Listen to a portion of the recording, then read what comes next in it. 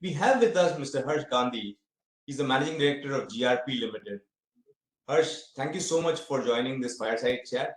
Look forward to talking to you for next 1 hour. Looking forward to the same, Sanjeev. Thank you so much for having me here on the show. Yeah. And we also have with us Sailesh Raja, who is based out of Chennai. He covers a lot of stocks which are in this tire ecosystem. So he's also looking closely at you guys.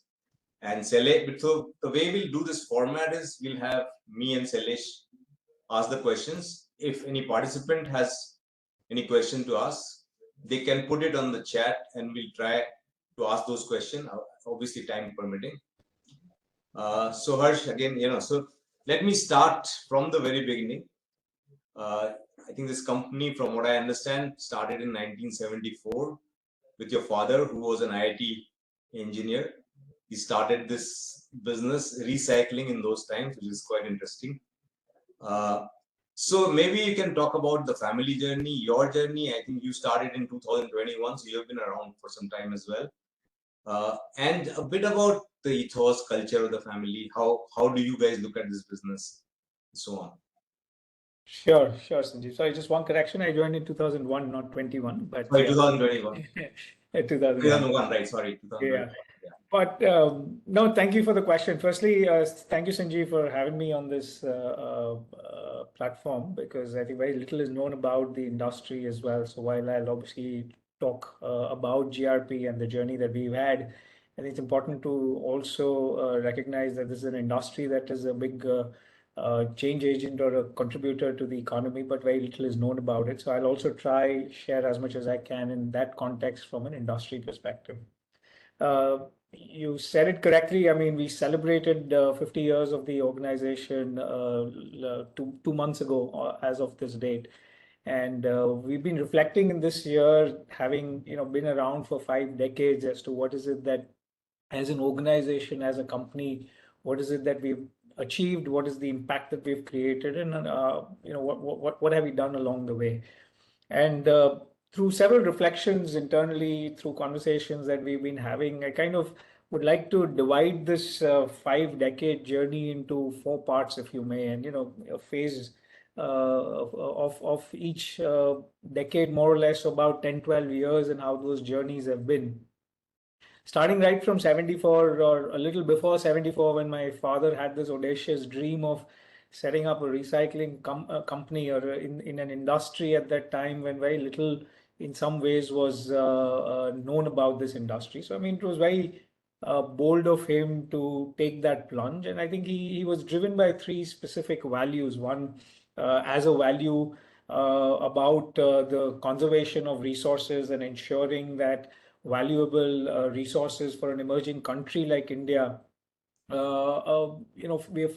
kind of find a way to manage those resources, because back then and even today, for a large part, we are dependent on imports into this country. So how can a country like India have resources coming from its own waste, was one of the things that drove him.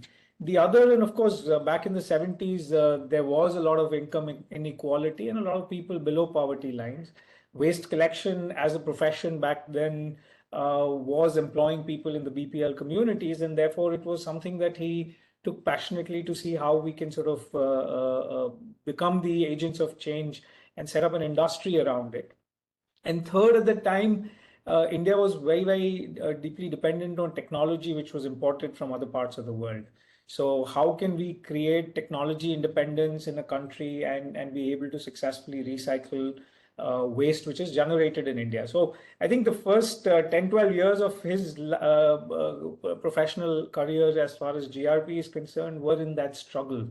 The struggle to build that technology ground up, the struggle to find ways to ensure that the entire supply chain and waste collection and payment against it was ethical and clean, and ensure that this resource that we were generating, how do we plow it back into a useful commodity back in the tires or in other kind of rubber consumption or rubber items. So I'd say the first 10, 12 years of struggle in some ways led the foundation for where we are today. And honestly, I mean, as I child, I was pretty much born, and those 10, 12 years I've spent time going through those struggles both at home as well, because we moved to Baruch when he was setting up this plant, and there's a lot of deep emotional connect as part of that journey early on. But what led that 10 years, 12 years of struggle and the grit and perseverance through which my father started that journey led to a stage of established presence, which allowed us to then go out into the market, become a little bit of a leader in that segment, mostly within India, and through an education process, get a lot of the tire industry to use this as a alternate raw material to natural rubber and synthetic rubber. So I would say the next 10, 12 years was spent in some ways from that foundation of hardships to kind of building a reputable or a respected scale as far as this industry is concerned. Um, and thereafter, in 2000, 2001, also right about the time when I joined the business, where I would say was kind of in some ways phase three of the company or the journey of this organization, where we decided to take a bold step of going international. So, I mean, until 2000, 2001, which was the initial 25 odd years, we spent time in getting the technology right, making sure that the supply chain was right, and ensuring that we had adequate confidence with serving the local tire companies. And then the next phase of the journey was really about going out into the international markets. And what followed as a result for a decade to 12 years was a continual growth cycle, which allowed us to kind of more than double or treble capacity, become a supplier of choice to tire companies and brands around the world in more than 55, 60 countries. And established a certain repute, if I may, where we became in some ways the voice of the recycling or the tire recycling industry out of India, had a commanding share of presence as far as the exports out of India is concerned, and in some ways firmly established India also as a manufacturer of reclaimed rubber for the world. I mean, this is not a time when a lot of reclaimed rubber was produced anywhere around the world. India, after China, became the second largest producer of reclaimed rubber. So that, if I may, was that phase three, which led to this internationalization and allowed us to spread our wings to so many markets and countries.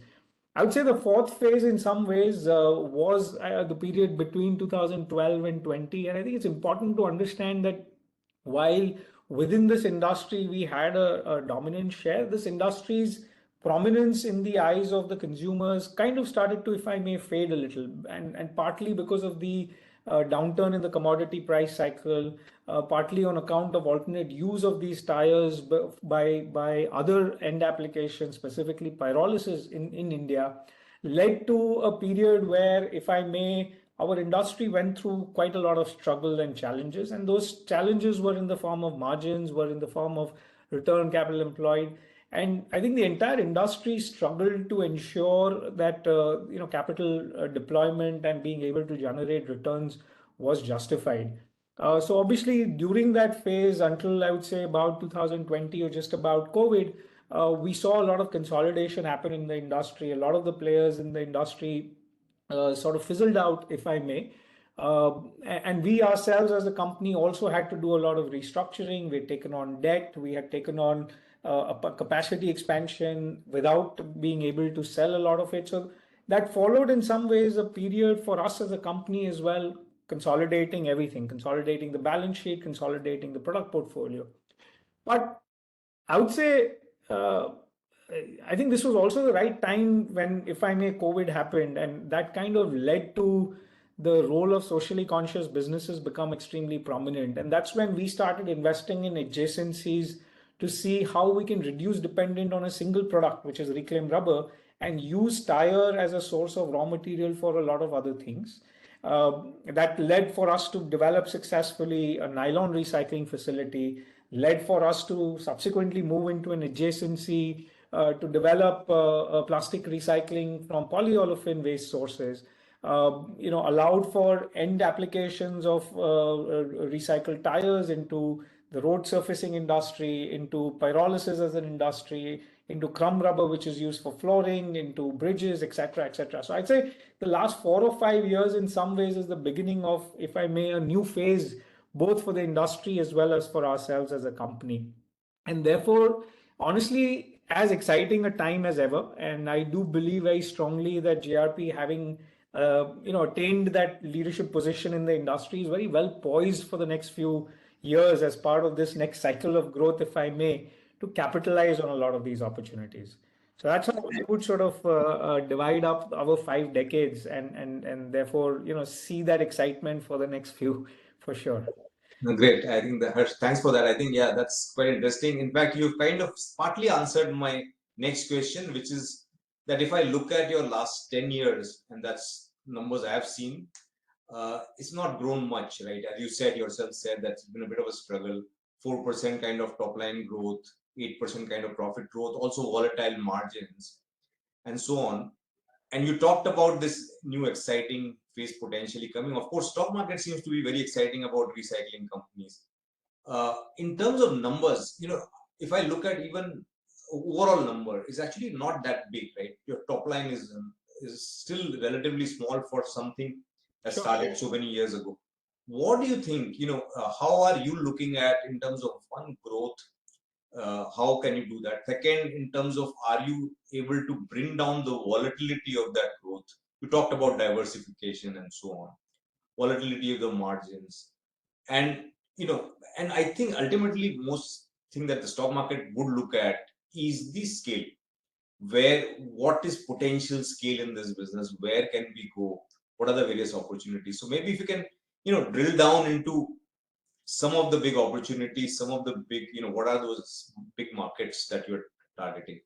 Sure. So, happy to get into that, Sanjeev. But before that, I'll just say two things. I think every industry, if I may, through its genesis or through its sort of journey, goes through periods of obviously volatility, etc. And I think ours is no different. Of course, if you ask a lot of our customers, etc., I think in some ways, when my father started the journey, it was a little ahead of his time, and therefore this industry has taken a long time to kind of mature. But every industry, for it to have a growth curve which is, if I may, following a very steep curve, there is a combination of an inflection point and tailwinds or headwinds, as may be the case. And I believe, as I said, last 2 or 3 years has been the pivotal moment for this entire industry. I believe very strongly that we're very well poised, given the brand owner consciousness and focus, given the consumer focus, given the government not just focus, but in terms of action on the ground. We're well poised. So I think these tailwinds is what, in our view, will provide the impetus for growth for the next coming decade. Now, having said that, I'll kind of take the first part of your question as to what, in terms of the size of the industry, where we were, what we're looking at, and what's the landscape that we're looking at. I think if you look at, we've been for most part of the history of the company a single product company. I mean, reclaimed rubber as an industry, catering to a specific need of the rubber community. And therefore, while we claim that we are among the larger ones in the country, I mean, this is an industry where today the market size, if you add the domestic consumption and the export consumption out of India, it's still about 1,800 to 2,000 crore as an industry. When you talk about reclaimed rubber as a product category, globally, this is an industry which is about 2 million tons, or about 1.3, 1.4 billion tons. So, I mean, you're talking about an industry, or the subsegment of the industry that we are operating in is already being a fairly small size of the industry. What we have done over the last few years in terms of the adjacencies, when you talk about nylon, when you talk about the polyolefins, when you talk about now crumb rubber, pyrolysis, and moving into the carbon black, I think the idea is to straddle where the overall opportunity is large. For example, the pyrolysis industry in the country today is at about 3,500 crores. So while it was a late entrant in the tire recycling stream, and now that there is recognition under the EPR for pyrolysis as an industry, it is already a larger industry in terms of revenue than reclaimed rubber has been. So while reclaimed rubber is about 2,000 crores, pyrolysis as a segment is already at about 3,000 crores already. Globally, if you look at this segment, it is much larger as an industry canvas.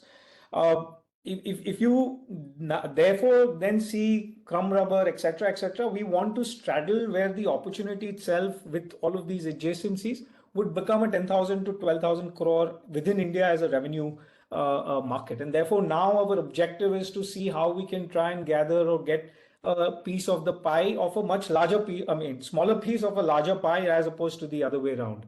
So that is one of the key differentiators between what we've done and where we are looking at as far as the future is concerned.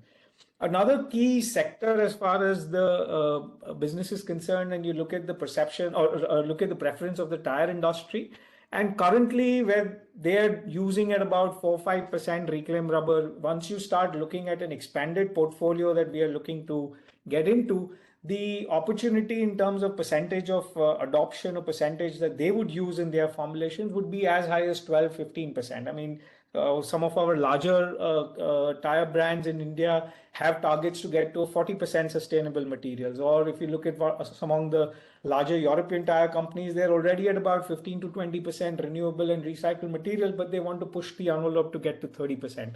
Now, again, when we offer products which are not just a single product category, but a basket of products which can then go to the entire industry, I think we're therefore wanting to expand that basket itself. So I would say between pyrolysis, carbon black, reclaimed rubber, the polyolefin recycling, the engineering plastic recycling, together we have just expanded the horizon to say this is no longer a 2,000 or 4,000 crore industry where we want to fight for leadership, but a 12,000 crore industry in India alone where we want to fight for leadership position. If you put the global context in place, I think the number and the scale will become much larger. And honestly, that's where the ambition is, to see how we can take a commanding position in India, but also be a relevant player in the global context. So that's to answer your question about why we've not had that kind of growth in the last 10 years, the 4% and 10% that you mentioned, but what is changing as part of this diversification strategy and what therefore it could mean from a future point of view. So yes, I mean, our objective would be to look at a high double-digit growth, upwards of 20% as far as top line is concerned going forward, and of course, correspondingly much higher bottom line growth over the next 5 to 7 years. Right. So actually, let me just touch upon a few things that you brought out here. So if we look at your kind of starting point, which is let's say end of life tire, as one of your key raw material, if you may, where you take that and then you break it up into currently mostly reclaimed rubber, but you are saying there are many more things that one can do with that. So correct me if I'm wrong here. At this point of time, what you just described, is it mostly from that tire that you are doing these things, or there are other things, maybe other materials also that you are using? I'm just trying to understand in terms of your current capability and where you are kind of heading. So yes, I mean, I think going forward, there will be these two buckets, if I may, tires and what we can do with end of life tires in terms of the different streams of recycling would be a set of opportunities. And that's what I talked about, expanding the envelope from, when I look at the tire company alone, going from a material which could be not more than 5% to now looking at a possibility where they could look at a 15-20% introduction into their formulation. So that's as far as the tire side is concerned. I think it's known that we have been able to develop technology to extract nylon from the end of life tire cord, and therefore be able to play a role also in the engineering plastic space.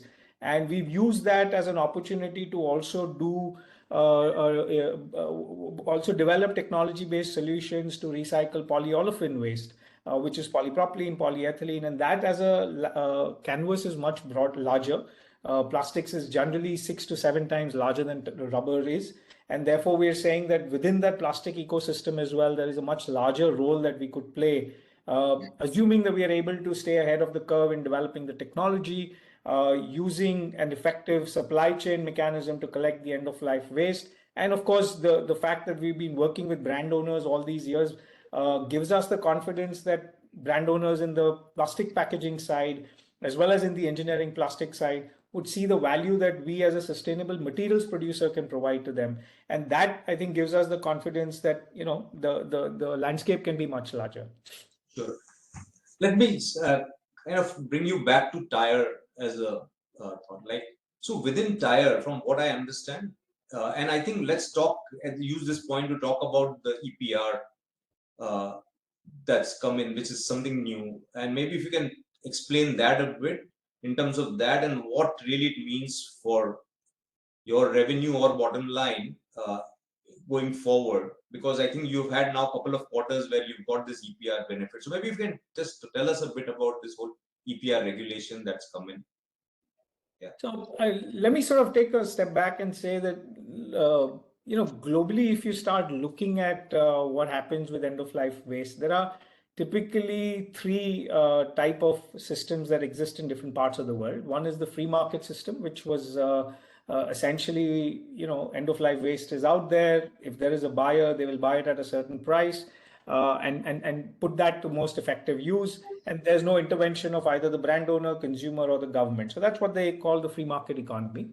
The second system has been the system which is based on a tax system where the consumer at its end of life will have to pay a tax before they buy a new tire. And that tax goes into the government coffers, and then the government creates an infrastructure to collect end of life waste and then deploy those funds for effective recycling and effective end of life waste processing. Then the third system is the extended producer responsibility, and India has chosen that along with a lot of other countries in the world where the responsibility of effective recycling of end of life waste is left to the producer. And that, by virtue, in this case, is the tire industry. Of course, different countries again have taken different stand. In our country, while the EPR has been introduced fairly soon, the tire companies have put in place a process whereby the recovery of the cost is being made by the made from the consumer. Having said that, the extended producer responsibility essentially ensures that the tire companies or the brand owners in this case are paying for effective recycling. Now, again, within EPR, different countries have taken on different approaches. In some countries, there has been cooperatives that have been set by the tire companies where they are managing the end of life waste collection and then offering that material to the recyclers in different parts. In some countries, the producer just pays the recycler and then recycler is expected to sort of take care of the system. And there are various such models that exist around the world. Now, coming to India and in Indian context, because we moved from a free market economy or a system to an extended producer responsibility regime, the governments felt that let the producer pay, but let there not be any compulsion on the producer to set up a cooperative or to set up an organization to be able to collect waste. Now, that is obviously the fact that the tire industry is already doing a lot to try and incorporate raw materials by way of recycled content, but their supply chains or their distribution networks aren't able to effectively collect the waste back in an organized manner. And that's why there is that parallel collection economy that exists, a parallel collection system that exists. And that is what is feeding the recyclers. And therefore, the objective is for the recycler to get paid by the producer, in this case, the tire company. We do believe, and as part of that process where the brand owners, government, and the recyclers are coming together to ensure that this EPR continues to sort of function effectively, a certain mechanism has been put in place where a certain floor price of the credit has been established and a cap on the price has also been established. And this is jointly done through a consensus process by the government. And as a result, now there is a lot more visibility on what will be the level of credits, or rather the price of the credits that a recycler would get, and therefore what is the liability that the tire industry has to pay for. What is not clear is that therefore currently the number of credits or the way the credits will get generated and the different type of products and the extent of credits that will get generated, these are things that are still under discussions because with each passing year, as more people register on the portal, there is a possibility that there will be a demand supply imbalance. And the government has been very clear that they don't want an imbalance such that one of these two entities benefits significantly at the expense of the other. So I think that, in my view, over the course of the next few quarters will get ironed out, and as a result, then there will be a lot more visibility on what will be the price of the credits, what will be the extent of generation of credits, and therefore what will be the amount of funds that will exchange hands between the brand owner and the recycler. But I think if we as a company, and coming back to what will be its significance to us, I think it will be a fairly significant injection of funds into our P&L in some ways, and that is essentially one of the things that we are banking on for a longer term investment into the future. Of course, EPR has its own set of uncertainties, and we are not looking at saying that that's the only thing we are looking at investing. There is a lot of margin improvements happening on account of tire companies wanting to use more. And because we are looking at setting it up as an integrated ecosystem, there's going to be a lot of margin accreditation that will happen because of the inter usage of materials, inter unit usage of materials that we will be able to establish. So that's in a nutshell a little bit about the EPR and what we are seeing in the future for it. But if I just look at next 1 year, for example, the current run rate of your EPR, that kind of visibility you have, or that is also you think it's a bit uncertain? Oh, I mean, as far as visibility of transacting is what you're asking for, yes, that exists. What will be the extent of addition to bottom line? We have a fair bit of idea. I would say within 80%, 80 to 90% surety. But tire companies are buying the credits, and the portal is active. It's working very well. The joint consultations and discussions between the brand owners and the recyclers is also now going on very streamlined manner. Today, what is the minimum and maximum? So the minimum price based on what has been now established as the compensation will be 2.5 kg of the credit. And the maximum, which is the ceiling, has been set at 8.5 rupees, 8.4 rupees to be precise. So it will be between this 2.5 to 8.4, where the price of the credits will sort of stabilize at. Sure. Fine. But do you think, given that, as you are saying that this is a credit coming in, do you see more competition coming in because of this? Also, maybe tire companies, can they set it up themselves, reclaim rubber facilities and so on? So, I mean, this is I would answer it the other way around to say, Sanjeev, that if EPR was the only reason why tire companies wanted to get into recycling, I think they would have done it a long time ago, and then there would not have been a need for an EPR. I mean, the reason that the EPR is set up is because the tire industry is not able to effectively use its distribution network for the reverse logistics. So that's one thing. As far as reclaim rubber and other type of recycled materials from tires is concerned, whether it will be a significant addition to a tire company's bottom lines, I think that's not something that I'll be able to answer. Yes, if it does get to a stage where a 30% of a tire is going to be recycled from a new tire or an end of life tire, probably it would be very different. Today, as things stand, I mean, a tire industry is not able to use more than 5, 7, 8% at best of reclaimed rubber. With carbon black, that will add another few percentage points. So will it be relatively significant for them? I'm not sure. I mean, tire industry in India today is almost 1 lakh crore, 94 odd thousand crores of an industry. And most of it among concentrated in the hands of the top 8, top 10 manufacturers.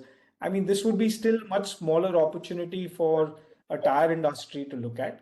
I would honestly think it would be very effective if the tire industry is to spend money in collection efforts or setting up these cooperatives, setting up mechanisms to collect end of life waste in a bid to offset their obligations of EPR. I think that would be ideal, because then as a recycler, our cost would go down, and as a tire industry, their outflow on account of what they pay on for EPR would also reduce. And a lot of the middlemen, who in our view are just traders, they are the ones that would sort of not be around or not be effective. But the synergy between the tire industry and the recycling industry, I think, would be much better if that were to happen. Right. That's great. And talking about the other products, where are you? So things like carbon black you talked about, the nylon tire cord that you talked about, and some of the what other products are, or some of the chemicals that could be there. So today, how much would be just reclaimed rubber, and how much is the rest, and like what proportion can it become, let's say, over the next 3-4 years? So what it can become, I can only say that, look, tire industry has their own set of targets on the percentage or extent of recycled materials they want to use. And everybody's got a different formulas. But By and large, if you look at the sustainable materials portfolio for a tire company, there are three categories. One is the bio-based materials, the other is the recycled materials, and third is the circular materials, which is coming back from the tire itself. When it comes to bio-based, that's a different chemistry, different set of opportunities, and it's things like rice husk, polymers based on biofuels and bio oils to replace the hydrocarbon-based oils. When it comes to recycled material, a lot of steel in the tire cord or even polyester from PET bottles. These are all experiments that are taking place to see how tire companies can incorporate other kind of recycled materials. But when it comes to circular materials within the tire industry and the tire ecosystem, it is reclaimed rubber, recovered carbon black, which would be the two major ones, and steel from the tire itself, which could go into manufacturing of tire cord steel. So these would be the three basic materials, and of course, crumb rubber, which is again another form of just size reduced tire material. So if you look at these four, I mean, each of these have their own possibilities. I think every tire company plays with different formula. So it's very tough to say what that number could be. But we do believe that the tire industry has the appetite to use a large part of it back into their formulations. I mean, let me put it in context. The carbon black industry, which is one third of a tire, it's close to 2 million tons. Carbon black industry is roughly 1.6 million tons when it comes to India, and out of that, about 1 million or thereabouts would be the tire industry consumption. I mean, even if at a 5% substitution or a 10% substitution, this would be a whole new industry that is getting created. Today, there is zero, or I would say about 5,000 tons out of this 1 million ton that is used as recovered carbon black in the Indian tire ecosystem. But tire industry is spending huge amounts of resources to see how that can become 5% or 10% of the carbon black industry. So, I mean, you're talking about an industry growing from 5 odd thousand tons to becoming a 100,000 ton industry over the course of the next 4 or 5 years. At that stage, it would become fairly significant. So carbon black as a replacement would be a huge opportunity. Steel, again, I think about 20% of a tire is steel. And there again, if one has to look at recycled steel from tires going back into tires, again, that could be a fairly large opportunity. So these would be the four areas where tire industry could use circular materials, apart from the recycled and bio-based materials that they are already planning to use and incorporate. And from GRP's perspective, where can we participate in these 3 or 4 opportunities that you talked about? So I think apart from reclaimed rubber, we are, as part of this expansion that we have announced, looking at getting actively into the crumb rubber capacity addition, and also to look at recovered carbon black over the course of the next few months. So for us, everything to do with end of life tire, barring steel, we are concentrating on that opportunity. And yeah, I mean, we're fairly bullish, and we are investing quite aggressively in this space. Right. Let's talk a bit about the plastic side. And you guys have mentioned even in an annual report some large paint company you've got approvals for, and some other few other companies that you've got approvals for. How big is this opportunity today? It's you have it as a subsidiary business, right? Which is you started, and right now it's hardly anything. But what can this be? How big can this become? So, I mean, in a nutshell, Sanjeev, the plastic industry is roughly, as I said, 5 to 6 times larger than the rubber industry per se. If you look at specifics of the packaging industry in India, in some ways, is roughly or close to rigid packaging is close to about 1 million tons of plastic. And the government regulation, so in case of the EPR, when it came to the plastic industry, there the mandate was to ensure that there is 30% circularity in it. So while the rubber or the tire EPR was very clear that the producer will pay the recycler, in plastic, the mandate is that they have to use 30% of recycled content by April 1, 2025, which over a period of time goes from 30 to 50 and then to 70%. So I believe the opportunity that is opening up in the plastic packaging sector is much larger because the base is very low. So again, I mean, I think from that context, if you look at it, the plastic industry and business that we are focusing on could be as large as the tire recycling business over the course of the next 5, 7 years. Of course, as I said, we are a new entrant in that industry. There are a lot more established players. So we have a tougher fight, if I may, with the competitors there, but we are fairly confident. I mean, given the early success we've had with the paint industry in India, with the lubricant industry in India, we're fairly confident that we'll be able to create a similar size portfolio as we have as far as the rubber recycling or the tire recycling business is concerned. What's our right to win here? So I mean, again, our focus as far as even tire recycling, and that's the same thing we are leveraging on in the plastic recycling game. It's to be tech-led development. I mean, we do not want to play in sectors and segments where it's going to be a commodity plastic recycling. So we are clear that therefore that will be the niche we will pick. When we got into polyolefin recycling ourselves, I mean, that was one of the key questions we asked ourselves: why should we be in there? We're clear we want to work with the top brands. We want to make sure that it's a tech-led product and not a commoditized product. And therefore, what our grades are called are upcycled products and not recycled products. I mean, that's the first distinction. And there, it's the properties. I mean, because the technology has allowed us to make products which are as close to virgin as can be compared to the rest of the industry. So that was one. The second is, I think the knowledge of working with the supply chain, which is a very informal sector, but a very, very organized sector.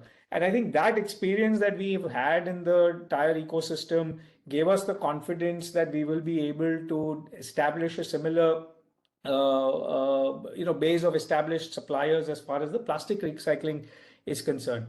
The third, I would say, is our focus has always been on long-term relationships and with the large brands. I mean, even in tires, while our overall market share remains 20%, our share with the tire companies is as high as one third. And that's clearly because we invest in R&D to jointly develop the applications such that that stickiness with the customer can come in. And the same thing and approach we have deployed even when it comes to plastics. So, I mean, when we talk about the largest paint manufacturer or the top three, when it comes to the lubricant manufacturer or when it comes to the engineering plastic industry, to work with globally top three compounding companies. I mean, that deep connect with those customers, which requires a set of R&D approach, which requires a development focus, is what we're sort of looking to leverage. And I think that's the key for us. And therefore, even if it's a smaller niche, we would prefer to work in that than look at a larger space, but be a commodity player in there. That's not going to be our preference going forward. Sure. Last question from me, and then I'll hand it to Sailesh for some more detailed questions. But which company in the world would you kind of say that this is our benchmark, this is the holy grail, this is the company we want to look at? I'd say, unfortunately, there is nobody who is exactly the similar, but I would say I think we have role models in each of these sectors. So I'll be very specific that when it comes to plastics, there's a company by the name Ravago, and incidentally, they do have a presence in India as well. They have been, again, a technology-led development of recycled materials, plastics mainly, to be able to give solutions and end products which are extremely consistent. And they are, I believe, a $1 billion plus organization based out of Europe, but with a fairly strong presence even in India. And they're very clear more than what they want to do, what they don't want to do. So, I mean, that's one company as far as the plastic recycling space is concerned that we would like to emulate as far as the future is concerned. As far as tire recycling is concerned, I think again, I would say there are companies out in Europe and even in North America that have built portfolios where capacities of recycling have been in excess of a few 100,000 tons. And I believe with our focus on looking at carbon black, looking at crumb rubber as well as reclaimed rubber, I think the aspiration is clearly to go from this 80 odd thousand tons that we have been to, be able to more than get to a few 100,000 tons over the course of the next 5 years. And I think that tailwinds currently are there. The appetite is there, and fortunately, the cash flow will allow us to be able to make that investment. So we will follow the growth strategies for both these divisions independently and have our own North Stars for both of these. I mean, I don't think it's going to be a single company that we are aspiring to follow or get into their shoes of. Right. And you do have even the client relationships. We've not talked much about that, but you have some of the best client relationships in the world, on at least on the tire side, right? Maybe Yes. talk a bit about that. We've not discussed too much. Yeah. Yeah, I mean, happy to, but I mean, I think, when we look at the tire recycling space, one of the things that we pride on ourselves, apart from having the widest number of SKUs, is the fact that we're approved at, 8 out of the top 10 global tire companies. And in India, we work with all the top 10 tire companies here in the country. So I think that deep-rooted relationships is something that we sort of pride ourselves in. And I think the organization is geared for that. Same in case of the plastic industry as well. So, I mean, yeah, you're right that we do have those relationships, but that takes a lot to develop, cultivate, and the whole ecosystem to build the R&D setup, to have a team of people. I must, at this stage also say that been blessed with the fact that the team that is working here within the organization is all committed to that same cause. I mean, 5 years ago, I was telling or having conversations in our board meetings that it's hard to recruit people when there's so much attrition. Today, I see that there's so many people, including youngsters, that want to join a sustainable materials company, that want to be aligned or associated with us because of the deep-rooted passion for sustainability for the future. So I'm blessed with a team that is able to execute on the ground and in some ways make sure that those relationships that have been cultivated over the last so many decades, those remain intact and if anything grow more. So I mean the focus for them is very clear: improve the wallet share and make sure that those relationships last many more decades. And I'm blessed that everybody is thinking about the same thing here. That's great to hear. Salesh, over to you. Yeah, good evening, sir. Good So, evening, Salesh. yeah, so how big is China in the global market in reclaimed rubber? So, do we have to compete with them in the exports market? Uh, so interesting, Shailesh, that, I mean, the reclaim, why has India emerged as a hub for global manufacturing is because of the type and quality of the end of life tires that we get. So, I mean, in a way, while the overall industry, as far as reclaimed rubber is concerned, is 2 million plus tons, I believe China is at close to about 800,000 tons. So, I mean, almost one third of the market is in China. However, they're not a potent force in the world outside of China. I mean, so they are very, very large as organizations within China, but they are mostly serving and aligned to their own markets.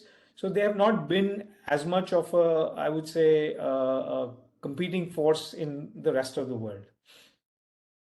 So, is there any anti-dumping duty is there for the Chinese players? No, no, none in India for sure. And in some of the other markets, yes, I mean, they are approved in some of the global companies, and therefore, in a North America or Brazil or a Europe, we do see some of the Chinese competitors there, but their share is extremely low. And I think it's the Indian reclaimed rubber manufacturers that have a larger share of the global market than the Chinese reclaimers. Okay, okay.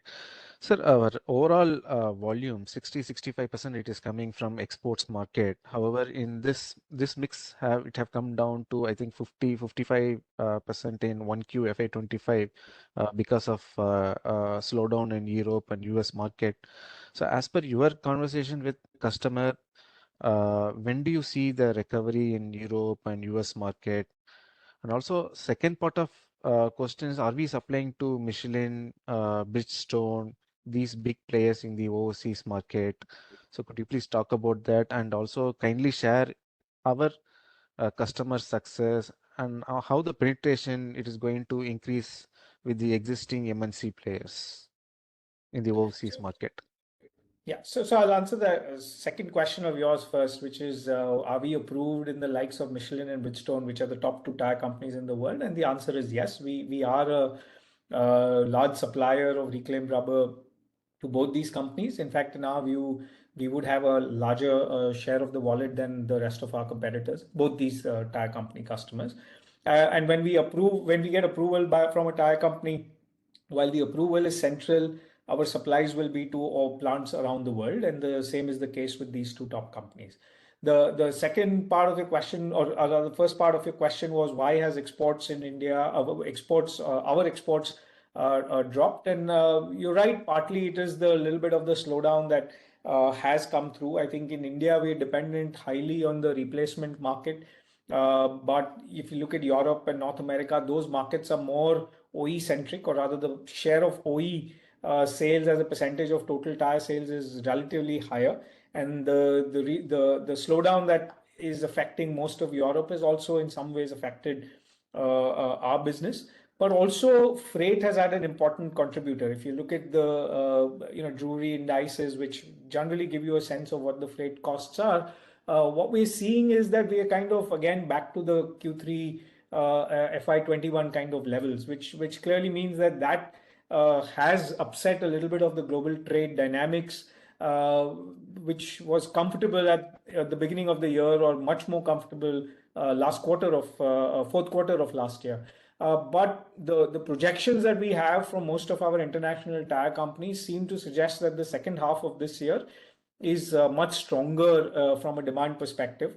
I believe, as far as the North American markets are concerned, a lot of the spend and the demand spurt in the commercial vehicle segment will start happening post November because of the landmark event that they have.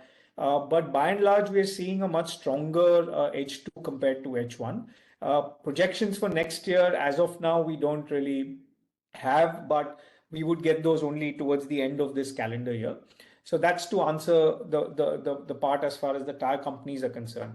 The third part of your question was what or how can we kind of get more approvals in the time to come? And I think there the answer is, and that's what I mentioned to Mr. Mohta before, the idea that we want to play in not just one category of product, but have these three, four product categories that we can offer to the same customer will provide a greater level of stickiness, in our opinion. And that's one of the other reasons that our investment in the carbon black space and the crumb rubber space will allow us to offer a basket of products rather than a single product to the tire companies.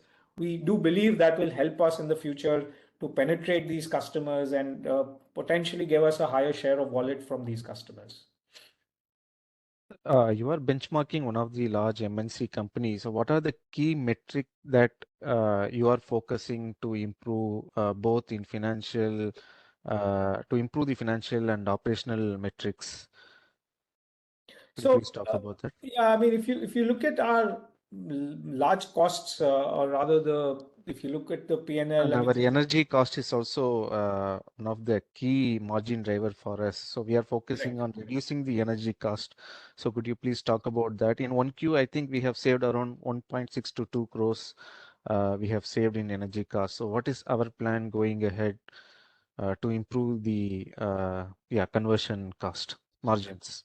So I'll answer this again in two parts, Shailesh. So bear with me just for a moment. But we are focused on helping our brand owner customers to incorporate more reclaimed rubber. Now, how will that happen? That will happen through a process which we have invested in, which we're sort of in the phase of validation, which would be I would say, an advanced process in some ways, but it is going to be more energy intensive and less labor intensive. So we're trying to address the labor part of the costs in our P&L through investing in a process which will allow us to reduce the dependence. Now, as we do that, our energy consumption on a per ton basis would obviously increase given that it's more automated, etc.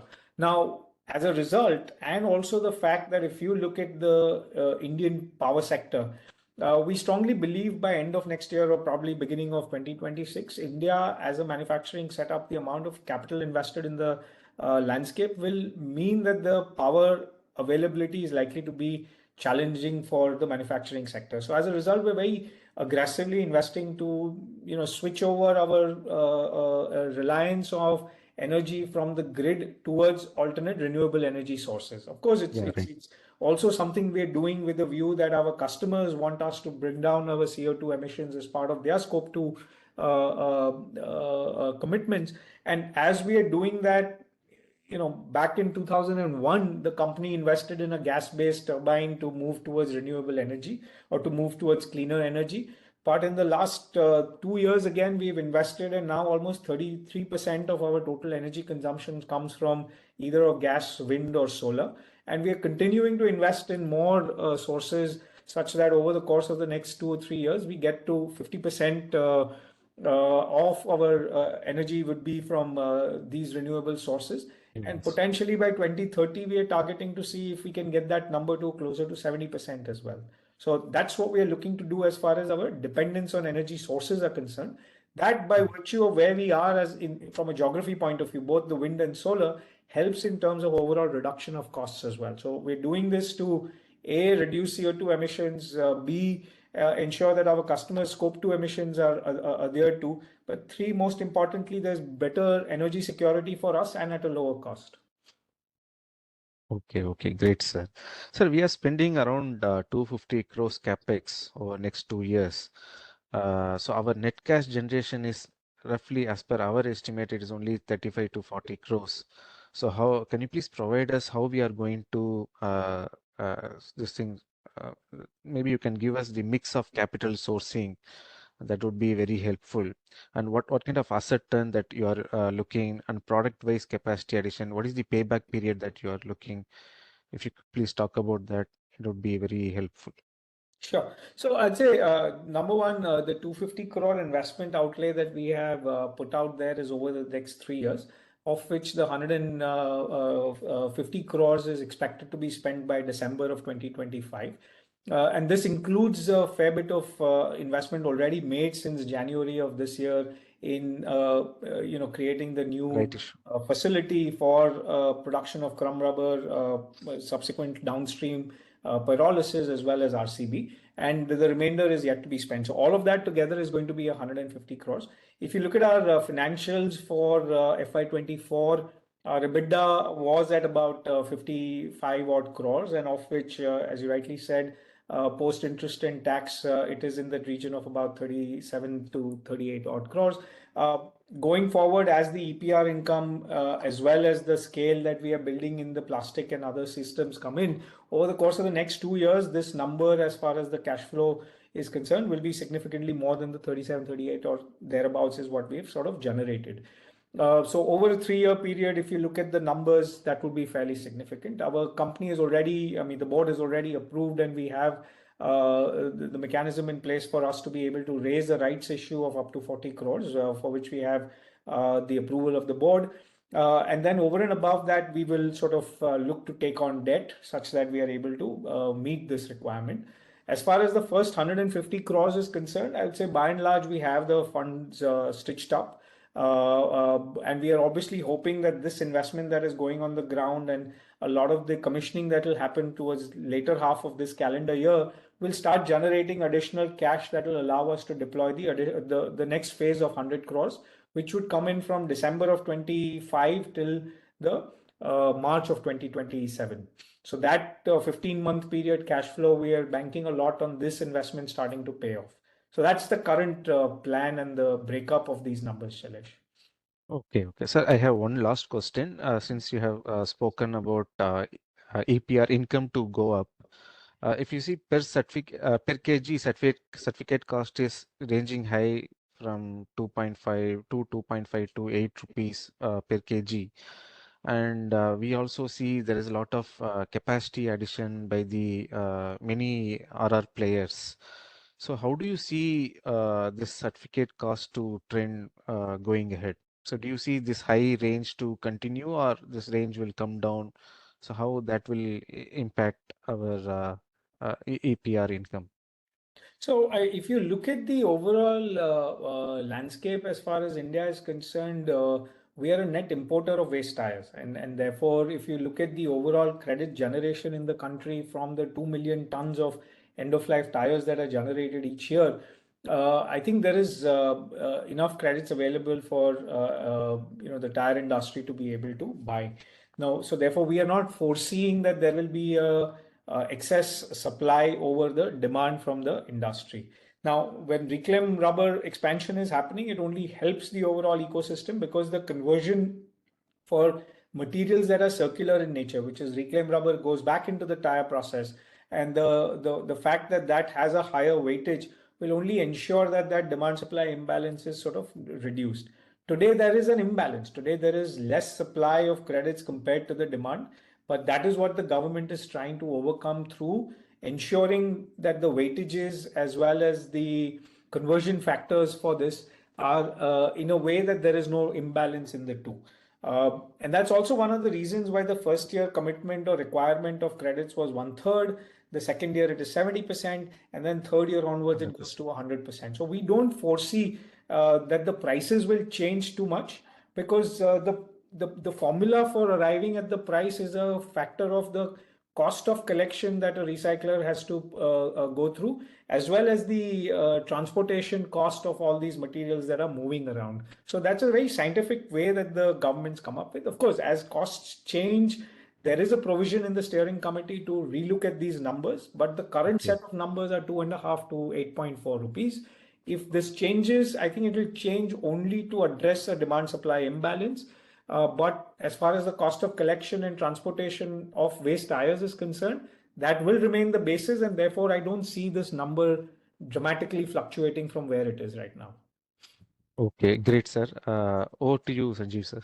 Yes, sir. So Harsh, thanks so much. But one last question. I think you didn't address one question that Sailesh asked, which was on the asset turn.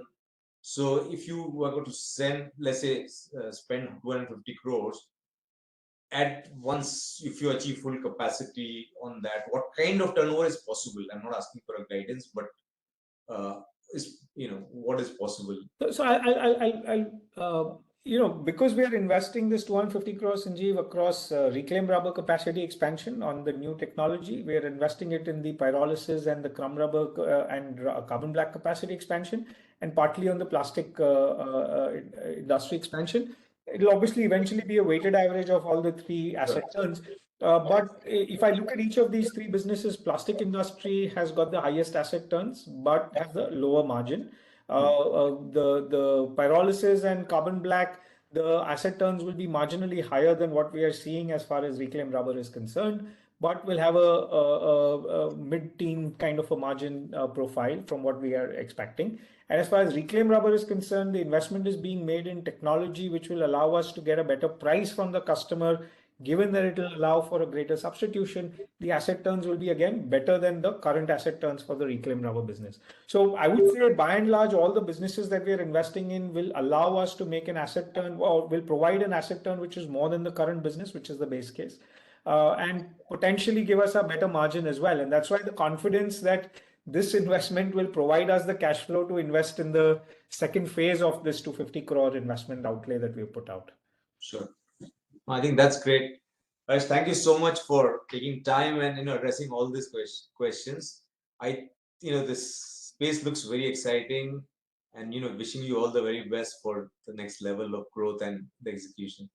Thank you so much, Sanjeev. Again, as I said, I wanted to also, talk as much about our company, but also talk as much about the opportunities in the overall recycling space. Right. And I do believe that the current government is aligned and focused on ensuring that adequate, infrastructure and impetus is given for recycling, but also importantly for circularity. And I think the more circularity we are able to embed, I think it goes back to the founding dream that my father had, that this is a resource conservation, so this is really not waste, and we actually want to call this end of life resource and not end of life waste going forward, because this is really important materials for us to find value for. And if we're able to do that successfully, I think the entire industry will benefit.